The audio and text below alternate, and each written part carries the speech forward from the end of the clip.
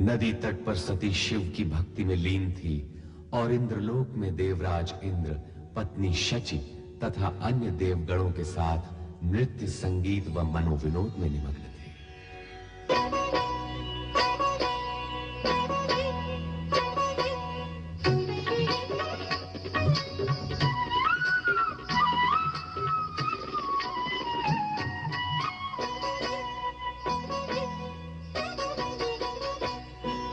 छन छन छन छन पायल छनके, खन खन खन खन कंगना खनके। छन छन छन छन पायल छनके, खन खन खन खन कंगना खनके। पायल छनके कंगना खनके, पायल छनके कंगना खनके। गीत सुनाए नव यौवन के, नव यौवन के। छन छन छन छन पायल छनके, खन खन खन खन कंगना खनके।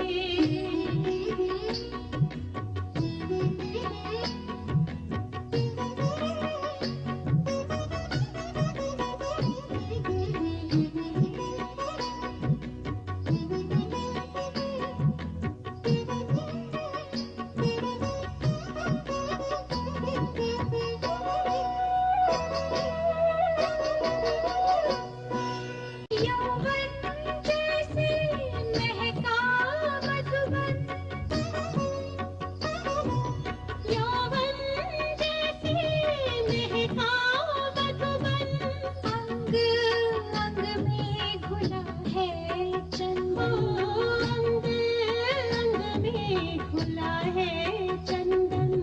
बिजुली सी बिंदिया चमके, बिंदिया चमके।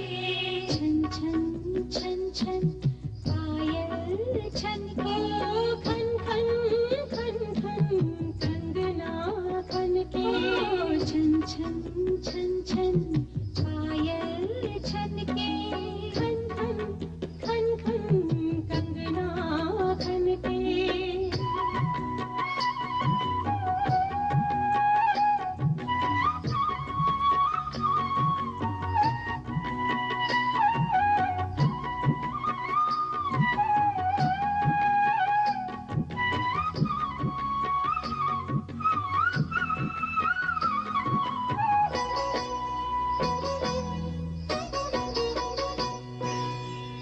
आशाएं उन्मादित होकर, आशाएं उन्मादित होकर झूम रही आनंदित होकर, झूम रही आनंदित होकर। लाज का कोरा आंचल ढलके, आंचल ढलके। छन छन छन छन पायल छनके, खन खन खन खन कंगना खनके। छन छन छन छन पायल छनके, खन खन खन खन कंगना खनके। पायल छनके कंगना खनके, पायल छनके कंगना खनके। गीत सुनाए नव यौवन के, नव यौवन के। देवर्षि, नारायण नारायण नारायण नारायण। देवर्षि नारद। देखो कामदेव, तुम जहाँ वहीं ठीक हो, मेरा पीछा न करो। देवर्षि, आप यहाँ पधारे और तुरंत ही विमुख होकर चल दिए। ये तो देवलोक का अपमान हुआ। नारायण नारायण, परंतु कामदेव देखो, आप तो देव ऋषि हैं, भगवान विष्णु के परम भक्त और उनके प्रिय पात्र। मुझ अकिंचन से आपको कैसा भय? नारायण नारायण। कामदेव, सुना है तुम्हारे पास जो पुष्प बाण है, उनमें वो शक्ति है जिससे बड़े बड़े ऋषि मुनियों की तपस्या भंग हो जाती है और वो मोहविष्ट हो जाते हैं, उनमें कामेच्छा निर्मित हो जाती है। सुना तो मैंने भी। नारायण नारायण।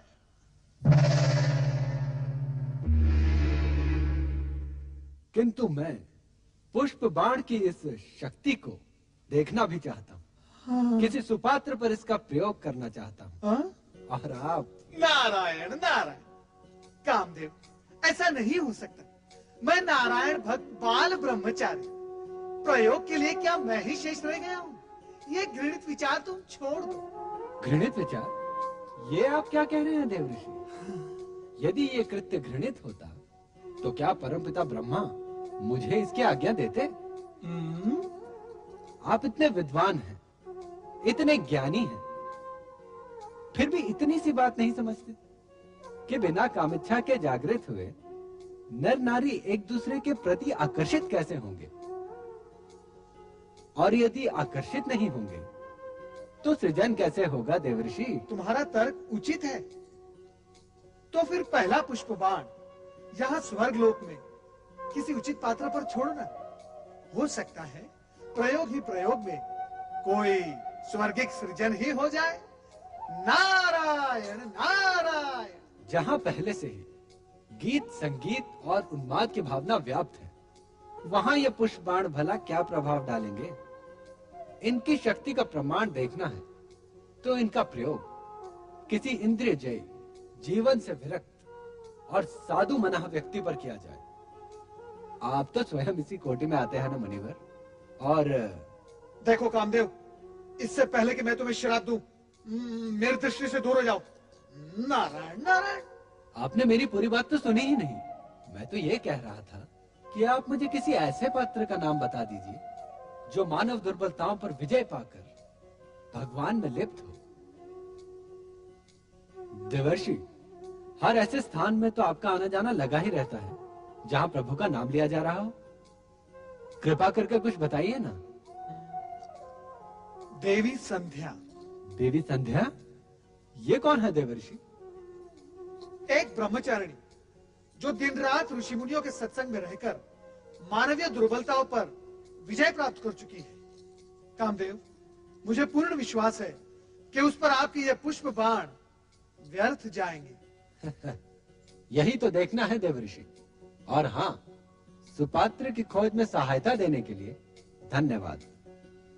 नारायण नारायण। ब्रह्मचारिणी संध्या। ओम आदित्याय नमः स्वाहा। ओम आदित्याय नमः स्वाहा। ओम आदित्याय नमः स्वाहा।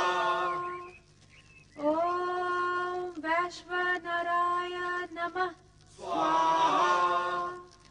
ओम वैश्वनराय नमः स्वाहा। ओम वैश्वनराय नमः स्वाहा। ओम आदित्याय नमः स्वाहा। ओम आदित्याय नमः स्वाहा। ओम वैश्वनराय नमः स्वाहा। ओम वैश्वनराय नमः।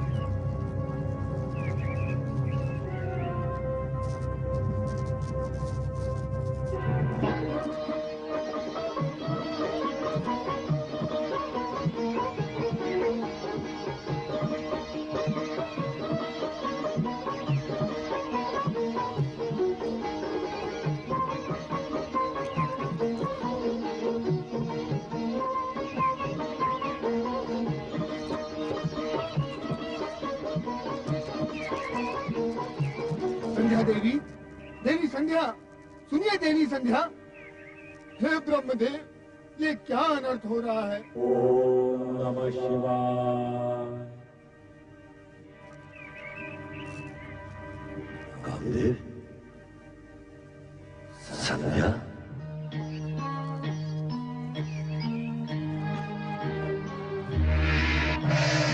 कामदेव,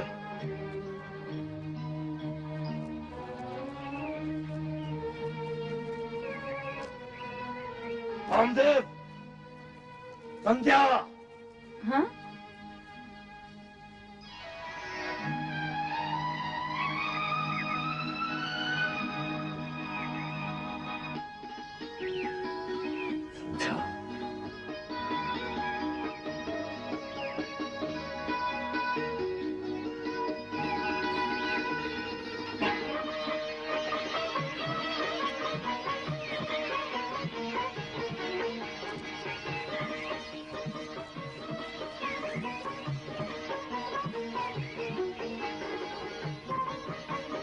हे भगवान शिव, ये क्या अनर्थ हो रहा है?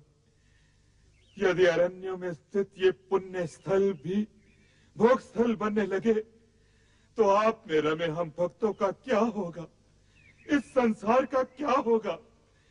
हे प्रभु, हमारी रक्षा कीजिए। रक्षा कीजिए प्रभु, कीजिए। रक्षा कीजिए प्रभु, रक्षा कीजिए। हे प्रभु रक्षा कीजिए, रक्षा रक्षा कीजिए।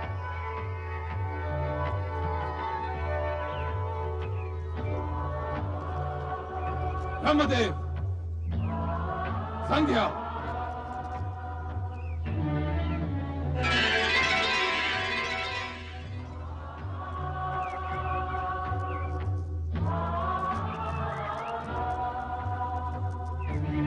ब्रह्मदेव, सृष्टि रचना के साथ साथ धर्म, नीति, सदाचार आदि का प्रचार तथा उनके नियम पालन के लिए प्रेरणा देना भी आपका ही उत्तरदायित्व है। हमें खेद है, आपके मानस पुत्र कामदेव ने तो इस पावन वातावरण को कलुषित करने का प्रयास किया ही। आप स्वयं भी अपनी मर्यादा, अपने स्थान और अपने उत्तरदायित्व को भुलाकर इस निर्लज कृत्य में लीन हो गए।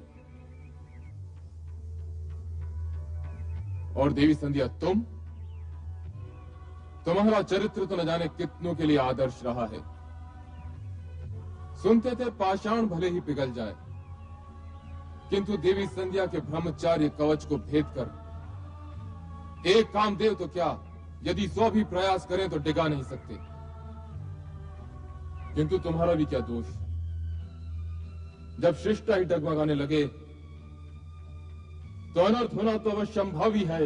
हे देवाधिदेव सदाशिव, मैं अपनी भूल को स्वीकार करता हूं।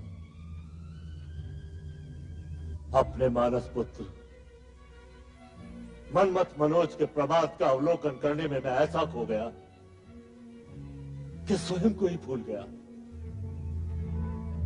मैं अपने कृत्य पर लज्जित हूं और आपसे क्षमा याचना करता हूं। मैं नहीं जानती भगवान कि ये सब कैसे हुआ, किंतु इतना अवश्य जानती हूँ कि एक ब्रह्मचारिणी का मन यदि पल भर के लिए भी चंचल हो उठे तो ये पाप है। मुझसे भी पाप हुआ है। मैं बहुत लज्जित हूँ भगवान, मुझे क्षमा करें, मुझे क्षमा करें। नहीं, ब्रह्मचारिणी होकर तुमने अग्निहोत्र के पूज्य पद को कलंकित किया है। तुम्हारा अपराध अक्षम्य है। हाँ, हाँ, मुझसे पाप हुआ है, मुझसे अपराध हुआ है। मैं कलंकिनी हूँ, मैं क्षमा के योग्य नहीं हूँ।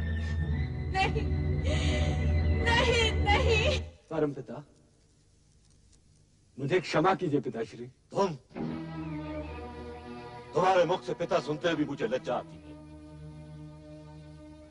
तुम्हें अपने पुष्पवाणों का प्रयोग करने के लिए क्या ऋषि आश्रम और देवी संध्या मिली?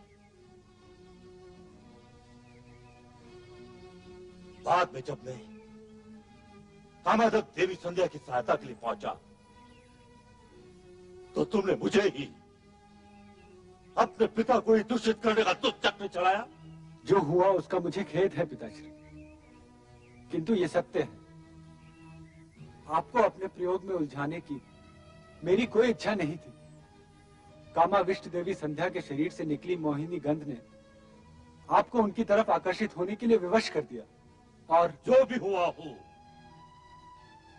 किंतु आज तुम्हारे ही कारण लोक और शिव की दृष्टि में स्वयं लोक सृष्टा ब्रह्मा को लज्जित होना पड़ा, सदाशिव से क्षमा याचना करनी पड़ी। अब तुम्हें अपने किए का दंड मिलकर ही रहेगा। नहीं नहीं पिताश्री, मुझे क्षमा कीजिए, मुझे क्षमा कीजिए पिताश्री। मैं तुम्हें श्राप देता हूं कि वो भगवान शिव जिनके आराधना स्थल को तुमने अपने कुकृत्य से कलंकित किया है, एक दिन तुम्हें भस्म कर देंगे, भस्म कर देंगे, भस्म कर देंगे, भस्म कर देंगे। नहीं पिताश्री, मेरी रक्षा कीजिए पिताश्री, अपनी संतान की रक्षा कीजिए। नहीं पुत्र नहीं, श्राप तो धनुष से निकले हुए उस बाण की तरह है जिसे लौटाया नहीं जा सकता। एक बात और है, इसी श्राप में तुम्हारा और जगत का कल्याण भी निहित है, अतः इसे श्राप के साथ साथ आशीर्वाद भी समझो।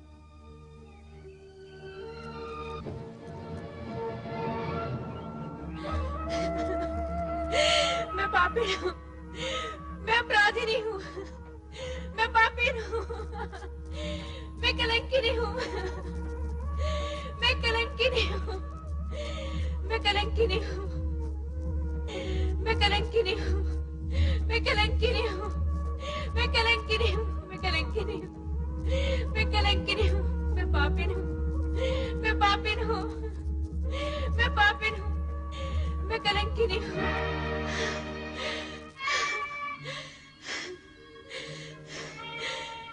इतने बड़े पाप, इतने बड़े कलंक का बोझ लिए अब मैं ये जीवन कैसे व्यतीत करूंगी?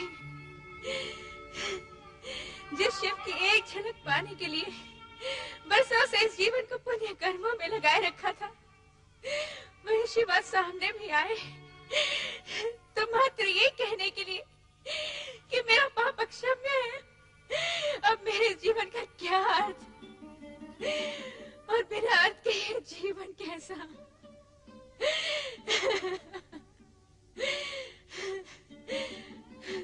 तो आज मैं इस जीवन का अंत ही किया देती हूँ। ठहरो देवी संध्या, इस तरह स्वयं को समाप्त करने का तुम्हें कोई अधिकार नहीं।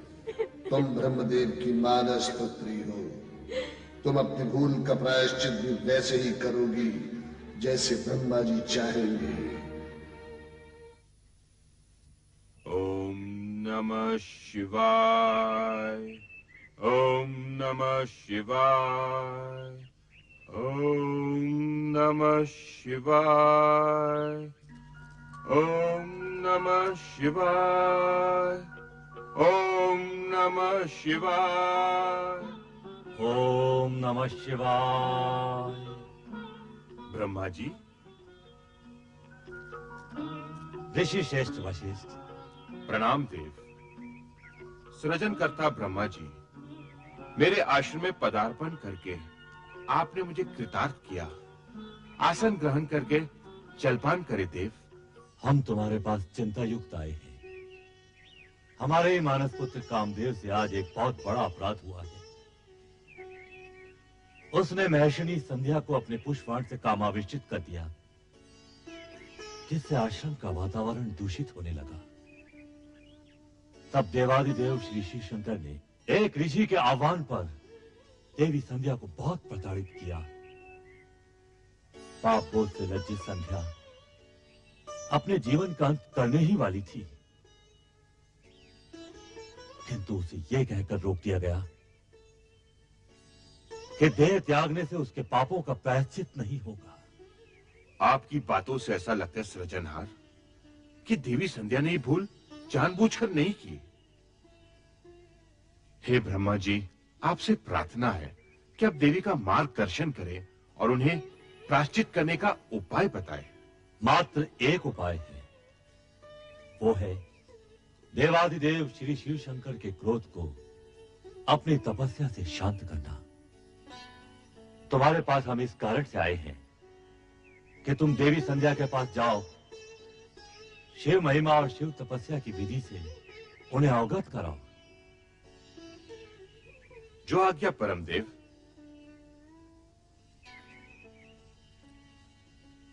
किंतु संध्या इस समय होगी कहां? संध्या अपने आश्रम के पास वाले वन में एक पर्वत पर बैठकर अश्रु बहा रही होगी।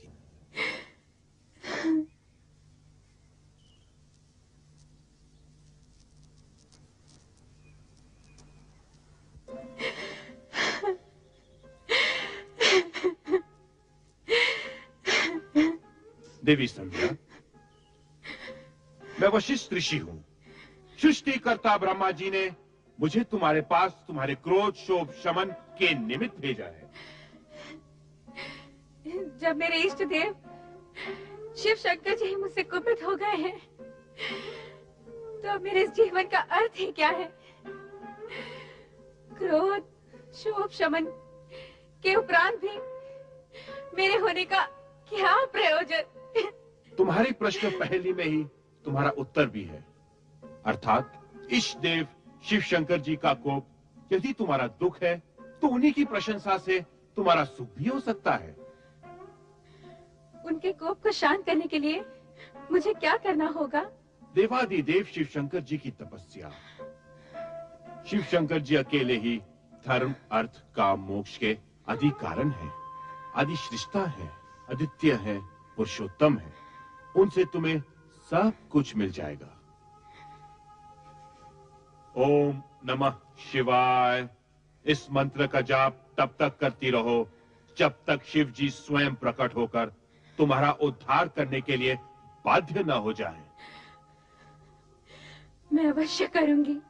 अपने चित्त में ऐसा शुभ उद्देश्य लेकर तुम देवादिदेव शिव शंकर जी का चिंतन करो कि वो तुमसे प्रसन्न होकर स्वयं तुम्हें तुम्हारा अभिष्ट फल प्रदान करें। आपके मार्गदर्शन के लिए मैं अत्यंत आभारी हूँ। आपके आदेशानुसार शिव आराधना करके देवाधिदेव शिव शंकर जी को मैं अवश्य प्रसन्न करूंगी।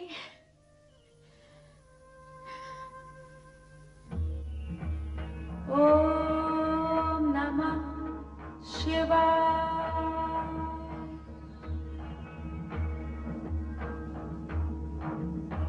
ओम नमः शिवाय। ओम नमः शिवाय। ओम नमः शिवाय। ओम नमः शिवाय।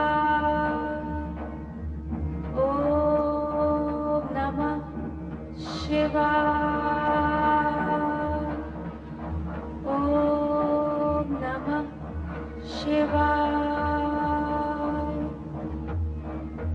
ओम नमः शिवाय। ओम नमः शिवाय। ओम नमः शिवाय। ओम नमः शिवाय। ओम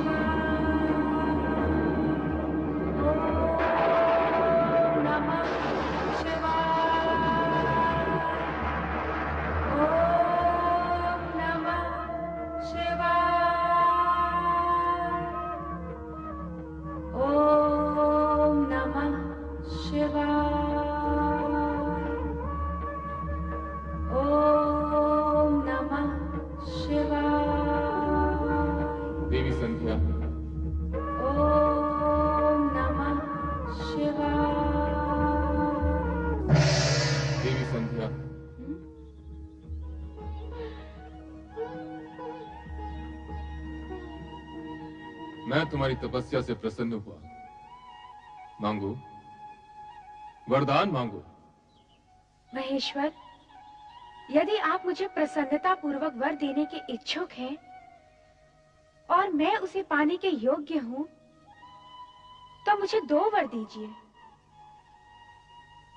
पहला वर ये कि संसार में कोई भी प्राणी जन्म लेते ही काम से युक्त ना हो, यौवनावस्था को प्राप्त होने के उपरांत ही उसमें कामेच्छा जागृत हो। तुम्हारा पहला वर मैंने तुम्हें दे दिया देवी। अब अपनी दूसरी इच्छा प्रकट करो। मेरी दूसरी इच्छा यही है प्रभु कि यही मेरी अंतिम इच्छा हो। तात्पर्य? आप मुझे इस दूषित देह से मुक्ति दीजिए प्रभु। उसके उपरांत आप मुझे एक नया जन्म दें, जिसमें एक ऐसे महामात्र से मेरा विवाह हो जिसके संदर्भ से मेरा नाम भी एक ऋतु के रूप में जाना जाए। तथास्तु। किंतु अब मेरे लिए क्या आज्ञा है भगवान? इस पर्वत के नीचे चंद्रभागा नदी के तट पर स्थित तपस आश्रम में मेघा ऋषि 12 वर्षों तक चलने वाले महायज्ञ का अनुष्ठान कर रहे हैं। तुम वहां निडर होकर जाओ, तुम्हें कोई नहीं देख सकेगा।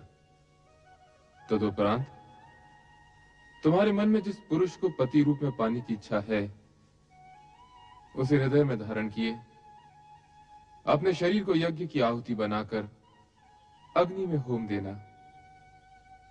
फिर वही अग्नि तुम्हारी जननी भी होगी, अर्थात तुम्हें एक नया जन्म मिलेगा।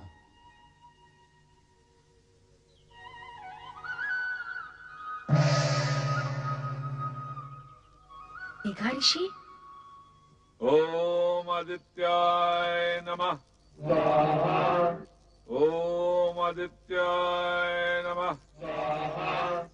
ओम आदित्याय नमः। ओम आदित्याय नमः। ओम आदित्याय नमः। ओम। सदाशिव का आशीर्वाद प्राप्त कर उन्हीं के बताए मार्ग पर चलती देवी संध्या मेघा ऋषि के आश्रम पहुंच गईं, जहां महायज्ञ चल रहा था। सभी के लिए अस्तित्वहीन अदृश्य संध्या ओम नमः शिवाय का जाप करते हुए यज्ञाग्नि की ओर बढ़ती गई और अंततः उसी में समा गई। तत्पश्चात यज्ञ की अग्नि से उभरा लाल प्रकाश देखते ही देखते पूरी तरह 2 भागों में फैल जाता है। इस प्रकार संध्या का अस्तित्व 2 भागों में बट गया, प्रातः संध्या और सायं संध्या। प्रातः संध्या देवताओं की आराधना के लिए और सायं संध्या पितरों के आह्वान के लिए। 2 क्षितिजों में फैली संध्या के दृश्य पर ओम नमः शिवाय के स्वर गूंजते हैं।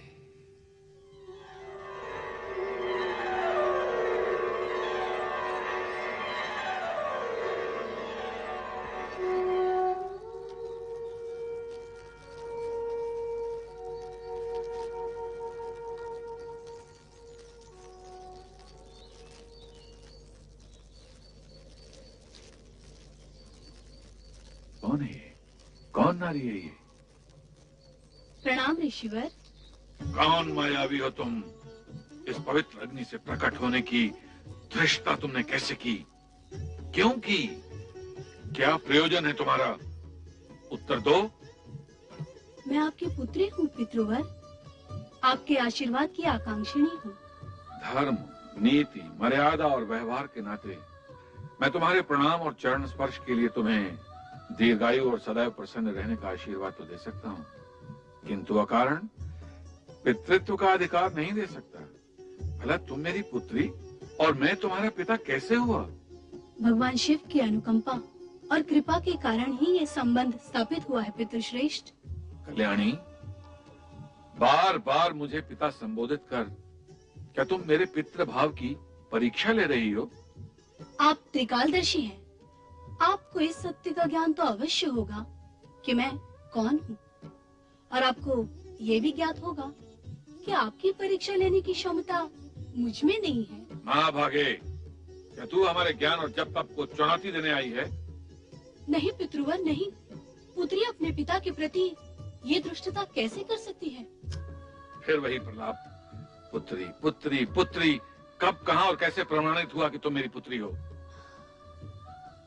दुर्भाग्य है मेरा कि अपने पिता के सम्मुख उनकी पुत्री होना मुझे प्रमाणित करना पड़ रहा है। यदि आपकी आज्ञा हो तो मैं कुछ निवेदन करूं?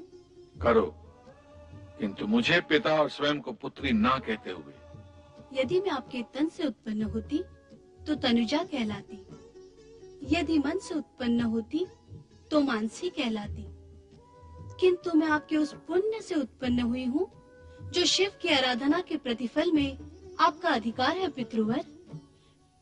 मैं पुण्यजा हूँ पितृवर। शिव आराधना के पुण्य से प्रतिफल में प्राप्त पुत्री को इतना कुछ ज्ञान है और फल की प्राप्ति करने वाले पिता को इस विषय में कुछ भी ज्ञान नहीं। यह आश्चर्यजनक है, अद्भुत है। यदि ये सत्य होता तो स्वयं शिव भगवान इसकी पुष्टि करते, स्वयं निर्णायक होते, किंतु ऐसा नहीं। अब ऐसा ही होगा। हे देवों के देव, मुझे उबारो, मेरी रक्षा करो। ऋषिवर की पुत्री बनाकर जो सम्मान आपने मुझे दिया, ऋषि के सम्मुख उसे स्वीकृति से प्रामाणिक करो। दया करो भोलेनाथ, कृपा करो। हे देवों के देव महादेव, मुझ पर दया करो, कृपा करो मुझ पर, मेरी सुनो, मुझ पर कृपा करो देव। हे महेश्वर, मुझे दर्शन दो। देवों के देव महादेव, मुझ पर कृपा करो। हे भोलेनाथ, मुझ पर कृपा करो। हे महेश्वर, मुझे दर्शन दो। हे भोलेनाथ, मुझ पर कृपा करो, मुझे दर्शन दो। मेरी सुनो, हे भोलेनाथ, मुझे दर्शन दो, मुझ पर कृपा करो। हे देव, मुझे दर्शन दो। भोलेनाथ, मुझे दर्शन दो। हे देवों के देव महेश्वर, मुझे दर्शन दो, मुझे दर्शन दो देव।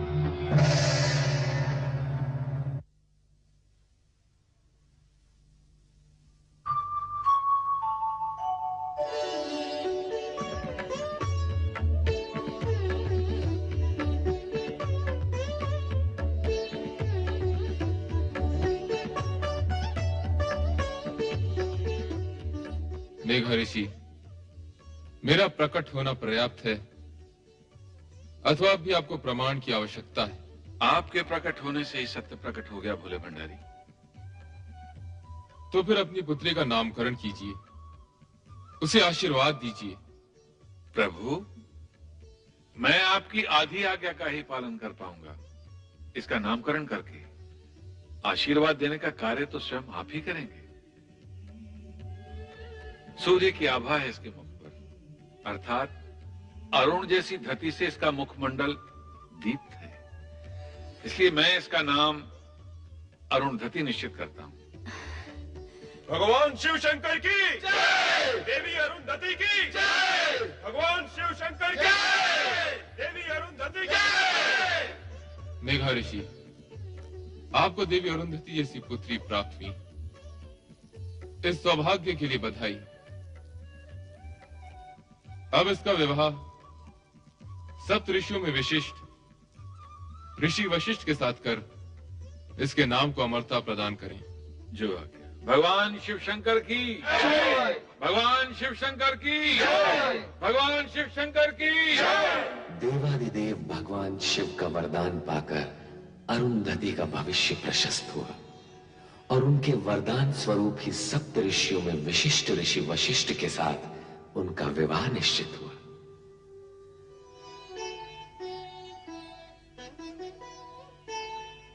कितना शुभ दिन है आज। वशिष्ठ मुनि के साथ देवी अरुंधति का विवाह हो रहा है। शुभ ही शुभ है ऋषिवर, किंतु ये समझ में नहीं आता कि शिव शंकर ने सप्त ऋषियों में से जानते हुए भी इस वर का चुनाव क्यों किया? ऋषि विश्वामित्र भी तो कम ज्ञानी ध्यानी नहीं थे। उनका तप तो देवताओं की ईर्ष्या का कारण है। हाँ, ये विचार तो मैंने भी किया था, किंतु उत्तर कौन दे? इसका उत्तर मैं दूंगा। भगवान शिव के निर्णय में शंका का प्रश्न ही नहीं उठता।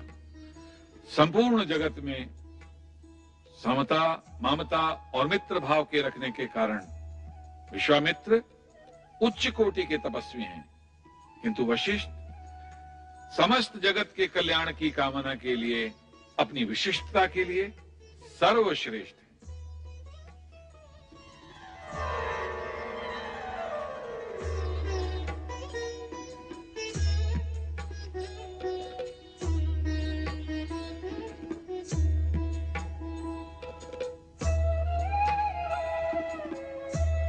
हे प्रभु, इस शुभ घड़ी में आपके आगमन की हम व्यग्रता से प्रतीक्षा कर रहे थे। ऋषिवर, पुत्री अरुंधति को मंडप में लाइए।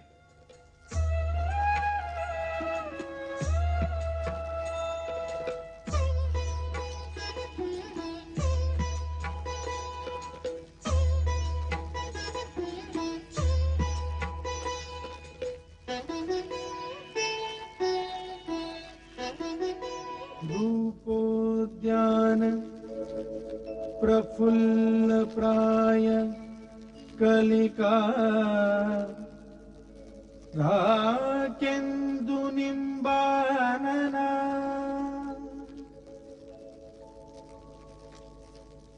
तन्वंगी शुभहासिनी सुरसिका क्रीडा कला संरतिः शोभा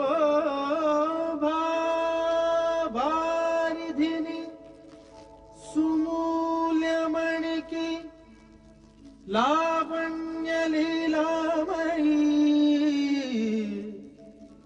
शंछाया मृदुभाषिणी मृगदृगी भूयात् सदा मंगलम्।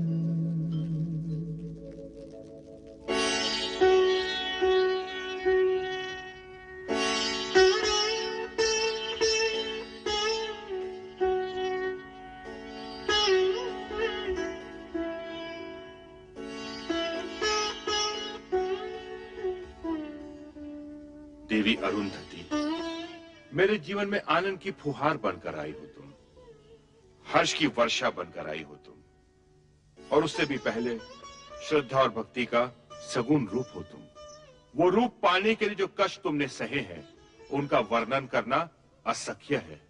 तुम महान हो, श्रद्धा की पात्र हो, मेरा तुम्हें बार बार नमन। मुझे लज्जित न करिए स्वामी। संध्या का प्रायश्चित और अरुंधति का ये रूप आप ही के कारण संभव हुआ है। यदि आप मुझे शिव भक्ति की महिमा न सुनाते, देवादिदेव शिव शंकर को मनाने का मंत्र न देते, तो आज हम दोनों का इस रूप में मिलन न होता। स्वामी, इस प्रकार जो भी हुआ है उसका संपूर्ण श्रेय आप ही को जाता है। इसका संपूर्ण श्रेय देवाधिदेव शिव शंकर जी को जाता है, मुझे नहीं। जगत में जो कुछ हो चुका है, जो हो रहा है और जो होने वाला है, वो सब कुछ देवाधिदेव की इच्छा के अनुसार ही होता है। सर्व कर्मों के कर्ता धर्ता श्री शिव ही हैं। संसार में सुख दुख का सामना करने का एक ही महामंत्र है, जो असंभव को संभव, अप्राप्य को प्राप्य कर दिखाता है, और वो महामंत्र है ओम नमः शिवाय। ओम नमः शिवाय। ओम नमः शिवाय। ओम नमः शिवाय। ओम नमः शिवाय। ओम नमः शिवाय। ओम नमः शिवाय। ओम नमः शिवाय। ओम नमः शिवाय। ओम नमः शिवाय। ओम नमः शिवाय। ओम नमः शिवाय। ओम नमः। स्वामी, ये क्या हो गया है आपको? जब से आपने संध्या पर पुष्पबाण का प्रयोग किया है, इसी तरह खोए खोए से दिखाई दे रहे हैं। केवल ओम नमः शिवाय मंत्र का ही जाप किए जा रहे हैं।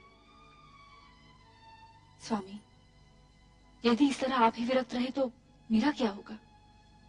मैं भयभीत हो गया हूँ प्रिय। भयभीत? किंतु किस कारण? मैंने संध्या पे जो पुष्प बाण का प्रयोग किया था, उसके परिणाम से तो तुम भली भांति परिचित हो। कहीं ऐसा ना हो कि इस परिणाम का प्रकोप मुझे भुगतना पड़े। नहीं स्वामी, आपने तो केवल अपने कर्तव्य का पालन किया है, और कर्तव्य भावना से ऊंचा होता है। निसंदेह ये कोई अपराध नहीं है। परंतु रति, यदि भविष्य में कोई ऐसी अमंगल घटना घटित हो गई तो क्या होगा? नारायण नारायण। पुष्पधनवा भ्राता कामदेव, मुझे देखकर इस प्रकार आंखें चुराकर कहां भाग रहे हो? और देवी रति कहां अदृश्य हो गई? प्रणाम देवर्षि। नारायण नारायण। मैं तो तुम्हारा भ्राता हूँ कामदेव, मुझे देवर्षि का सम्मान देकर लज्जित न करो। सम्मान तो आपको देना ही चाहिए। अच्छा, अब मुझे प्रस्थान के लिए आज्ञा दीजिए। अरे भाग कर रहे हो भ्राता? मेरी पूरी बात तो सुन लो। आज्ञा कीजिए भ्राताश्री। अपने पुष्प बाणों से विचलित करके तुमने संध्या का तो कल्याण कर ही दिया। नारायण नारायण। कल्याण? वो कैसे? देवऋषि, ऐसा प्रतीत होता है कि संध्या पे किए इस प्रयोग का मुझे प्रायश्चित करना होगा। नहीं कामदेव, तुम्हारे इस पुष्प बाण के प्रयोग से संध्या का यज्ञ में पुनर्जन्म हुआ है। इस प्रकार संसार को 2 संध्याएं प्राप्त हुई है, एक प्रातः संध्या और एक सायं संध्या। आपके कहने का तात्पर्य ये है कि संध्या की रचना में मेरा भी योगदान है? निश्चित ही। केवल इतना ही नहीं, संध्या महासती अरुंधति के रूप में महर्षि वशिष्ठ की पत्नी बन गई है। भ्राता, अब अपने पुष्प बाणों का प्रयोग किस पर करने की सोच रहे हो?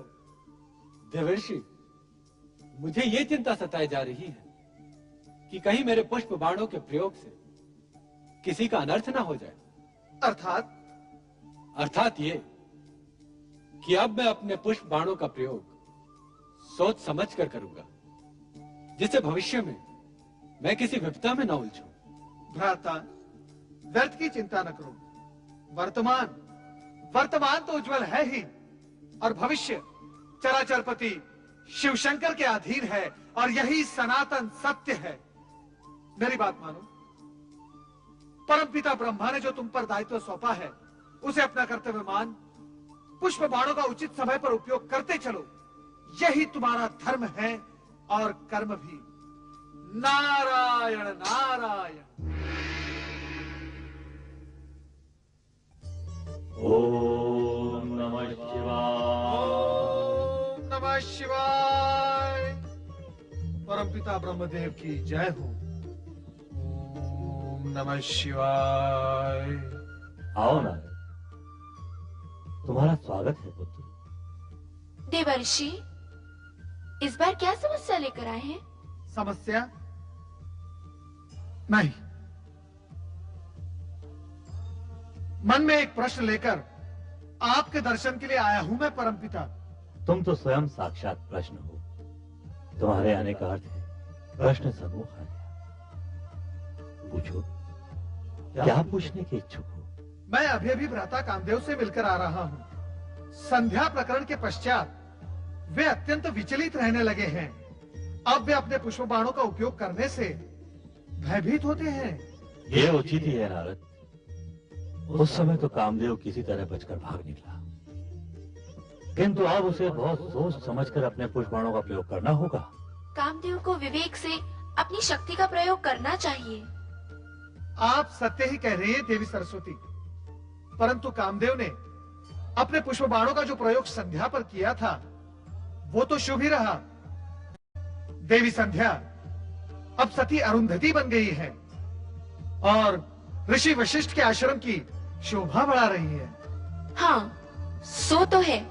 भगवान शिव के प्रत्येक कार्य का उद्देश्य उत्तम होता है, चाहे कुछ समय के लिए वो दुखदायी ही क्यों न दिखाई दे। देवी, मेरे पहले प्रश्न का समाधान तो हो गया, परंतु दूसरा प्रश्न?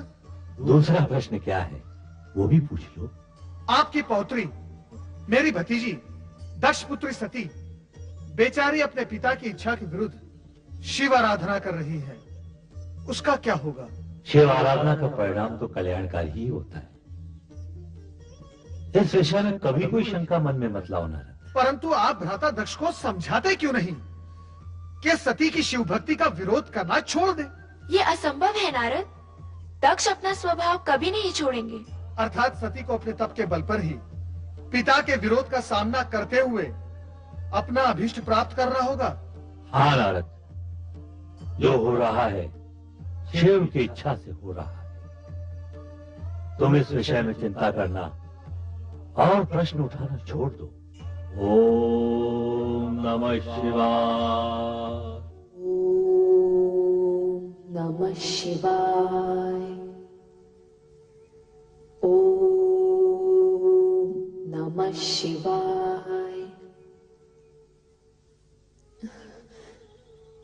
सर्वेश्वर भोलेनाथ, क्या मेरी आराधना में कोई त्रुटि रह गई है या आप मेरे धैर्य की परीक्षा ले रहे हैं? ये मैं नहीं जानती, किंतु स्वामी आप मुझे शीघ्र ही दर्शन दीजिए। मेरी आंखें आपके दर्शन के लिए तरस रही हैं स्वामी, तरस रही हैं। ओम नमः शिवाय। शिव शिव शिव शिव शिव शिव शिव। यहाँ तो किसी की परीक्षा हो रही है और किसी की परीक्षा और आराधना में विघ्न डालना उचित नहीं है नारद। चुपचाप यहाँ से निकल चलो। नारायण नारायण। भ्राता दक्ष का महल तो सूना पड़ा है, कहाँ गए होंगे सब लोग? चलो नारद, भावज वीरणी के कक्ष की ओर, कदाचित वहां भेंट हो जाए। नारायण नारायण।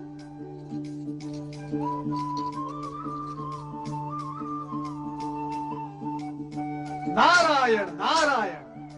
प्रणाम भावज वीरणी, अपने देवर नारद का प्रणाम स्वीकार करें। विराजिए देवर्षि। नारायण नारायण। मैं आपके लिए केवल देवर हूँ, देवर्षि नहीं। और ये क्या भावज, आप चिंता में डूबी हुई हैं? मुझे किस बात की चिंता है देवर जी? बस सती के बारे में सोच रही थी। सती? पता नहीं उसकी तपस्या कब सफल होगी। नारायण नारायण। भावज, सती तो शक्ति का अवतार है। शिव जी को उनकी प्रार्थना स्वीकार करनी ही होगी। अब उनकी प्रार्थना स्वीकार होने में अधिक समय नहीं लगेगा। सच कह रहे हैं देवर जी।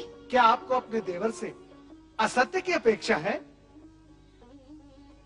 मैं तो असत्य से भागता रहता हूँ और भक्ति और जन कल्याण के मार्ग पर चलता रहता हूँ। ये क्या भावज, आप फिर सोच में डूब गई? क्या करूं, आपके भ्राता और मेरे स्वामी का रूखा व्यवहार देखकर तो कभी कभी भय लगता है। उनके रूखे व्यवहार की आपने अच्छी कही। उनका तो जन्म ही परमपिता ब्रह्मा जी के पैर के अंगूठे से हुआ है। वो तो हर भली वस्तु को ठोकर मारने की सोचते रहते हैं। नारायण नारायण। और भगवान शिव जी का नाम लेते ही वो शिव शिव शिव शिव। भगवान भोलेनाथ उनको सद्बुद्धि दें, इतना ही मैं कह सकता हूँ। महाराज की जय हो। लो, जिनका नाम लिया वो पधार भी गए। अब मैं चलता हूँ। ठहरिए ना देवर जी, तनिक आप ही ने समझाइए। शिव शिव शिव शिव शिव। क्या ये हठी जीव समझाने से समझने वाले हैं? नारायण नारायण। अरे नारद जी, आप? नारायण नारायण। भ्राता नारद कहिए ना भैया। आपके मुख से भ्राता शब्द सुनने के लिए ही तो मेरा आगमन यहाँ हुआ है। कहिए भ्राता नारद, कैसे हैं? आप तो चारों ओर भ्रमण करते रहते हैं। आपने हमारी शिव की धुन में खोई बेटी को भी कहीं देखा होगा। अब आप ही बताइए, क्या एक राजकुमारी को ये पागलपन शोभा देता है? आप उसे समझाते क्यों नहीं कि वो ये बचपना छोड़ दे? अब वो विवाह के योग्य हो गई है। नारायण नारायण। वो विवाह के लिए ही तो शिव आराधना कर रही है। क्या आप इतना भी नहीं समझते? उसकी आराधना सफल होगी, भगवान भोलेनाथ के साथ उसका विवाह होगा। इसमें आपको संदेह क्यों हो रहा है? नारायण नारायण। नहीं, मैं ऐसा नहीं होने दूंगा। मैं ये अनर्थ नहीं होने दूंगा। नारायण नारायण। भवज, आप क्यों व्याकुल हो रही हैं? होगा वही जो भगवान शिव शंकर को स्वीकार होगा। नारायण नारायण। मेरी सती का क्या होगा? क्या होगा मेरी सती का? मेरी सती का क्या होगा? मैं तुम्हें एक नहीं अनेक बार समझा चुका हूं कि सती को शिव आराधना साधना करने से रोको। उसे समझाओ महारानी कि वो अपने मन में शिव के प्रति इतनी निष्ठा भक्ति जगाकर अनर्थ ना करे। जो स्वयं अपने होने का अर्थ जानने के प्रयास में लगा हो, वो कोई अनर्थ कैसे कर सकता है? और रही बात सती को शिव की आराधना उपासना करने से रोकने की, तो स्वामी, आराधना, उपासना, निष्ठा, ये तो मन की भावनाएं होती हैं, और भावनाओं पर भला कोई कैसे अंकुश लगा सकता है? ये सब कहकर तुम हमारी अवज्ञा कर रही हो महारानी। मैं ऐसी धृष्टता कैसे कर सकती हूँ? धृष्टता? धृष्टता नहीं तो ये हमारी आज्ञा का पालन भी नहीं। महारानी, मां होने के नाते अपनी संतान का शुभ अशुभ सोचना तुम्हारा कर्तव्य है, तो पथ भ्रष्ट होने पर उसे उचित मार्ग दिखाना तुम्हारा धर्म भी है। आप संभवतः उचित कह रहे हैं स्वामी, परंतु हमारी सती ना तो कोई अशुभ कार्य कर रही है और ना ही वो पथ भ्रष्ट हुई है। वो वही कर रही है जो उसके ज्ञान के अनुसार उचित है। तुम्हारा तात्पर्य है कि सती इस योग्य हो गई है कि उसे ज्ञान अज्ञान का बोध होने लगा है? नहीं महारानी नहीं, तुम्हारी ये सब बातें बुद्धिमता का परिचय नहीं दे रही। मैं आपके समान बुद्धिमान नहीं स्वामी, किंतु इतनी बुद्धिहीन भी नहीं कि तुम्हारी बुद्धिमता के दर्शन तो इसी सत्य में हो रहे महारानी कि अपनी अन्य युवा कन्याओं की अपेक्षा तुम्हें केवल सती की चिंता अधिक रहती है। तुम्हारी ममता, नेह, स्नेह सती के प्रति अधिक है। ये आपका भ्रम है स्वामी, सत्य नहीं। शरीर को अपने प्रत्येक अंग से एक सा मोह होता है। पुष्पमाला को अपने प्रत्येक पुष्प से एक सा स्नेह होता है। मुझे भी अपनी हर संतान से एक सा। शब्दों को उपमाओं द्वारा अलंकृत करने की योग्यता तो तुम में है, ये मैं जानता हूं महारानी, परंतु क्या तुम मुझे ये बताओगी कि सती के लिए शिव आराधना ही क्यों आवश्यक है? मैं कहता हूं कि शिव की अपेक्षा श्री हरि विष्णु जी की आराधना भी तो हो सकती है। हो सकती है, परंतु केवल श्री हरि विष्णु की आराधना करने वाला शिव जी का प्रिय भक्त नहीं हो सकता। उसी प्रकार शिव जी की आराधना करने वाला श्री हरि विष्णु का परम भक्त नहीं हो सकता। श्री हरि विष्णु और शिव जी दोनों ही एक दूसरे के पूरक हैं। इस हेतु श्री हरि विष्णु की उपासना करने वाले पर भोलेनाथ सदा प्रसन्न रहते हैं, और अजर अमर सदाशिव की उपासना करने वाला श्री हरि विष्णु की कृपा का पात्र होता है। महारानी, हमने तुमसे सती के मन में विवेक जगाने की बात कही थी, और उत्तर में तुमने ज्ञान भक्ति का पूरा अध्याय सुना डाला। परंतु एक सत्य ध्यान पूर्वक सुन लो महारानी कि हम सती की शिव भक्ति का विरोध करते हैं और करते रहेंगे। हम उसका गुणगान कभी नहीं सुन सकते। हमें शिव से घृणा है, घृणा।